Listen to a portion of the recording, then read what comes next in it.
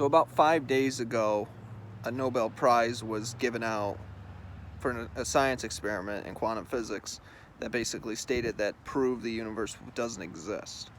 But here's something to really think about. In quantum physics, even the founder, Albert Einstein, actually stated at one point that he believed that the universe was incomplete, and so was quantum physics, meaning that he believed that there was so much more out there that even he couldn't even explain, but he was hoping maybe one day somebody else could. But what's really interesting is, over the time, anybody who studies quantum physics will state that nothing is still something. So even in the world of infinity, if you want to believe that the universe doesn't exist, there's got to be more than one universe because of infinite dimensions, infinite energy. Everything's made of energy. And so far, all of our attempts would actually probably prove that everything does exist. Because if the universe didn't exist, then it would just be an absolute nothingness. But how is it that nothingness is still something? Something is still real.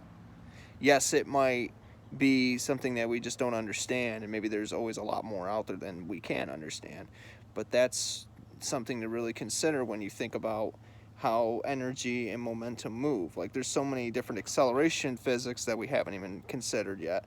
There's so many different things we can't even see because, our limited ability on visibility, like light particles coming into our eyes and the photons, being able to only see so much. And then you got the one that scares me the most, is what is known as illusion of distance, where like you could take like an object in space and think it's even closer than it appears, but its size and its distance from where you're standing to where it's at is significantly different. So life isn't always about what it looks like. There's definitely illusions you have to overcome.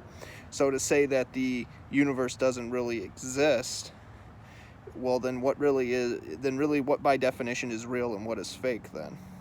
Because if everything exists somehow around us, but well, then how can you really prove that something doesn't exist versus and maybe it's not just some kind of misunderstanding, because even in the world of science, I can't tell you how many times people have had hypotheses, had theories, had facts, had laws, and then there were times where people have changed stuff. And if you're somebody who studies science long enough, you're going to find contradictions, whether from like years ago or just nowadays. I can't tell you how many times I've seen people change their mind over something, but it was something that they established as an actual law or something. So if you really got to think about it mathematically, we are definitely making progress. But at the same time, though, we have to be very careful at what we're stating and releasing to the public.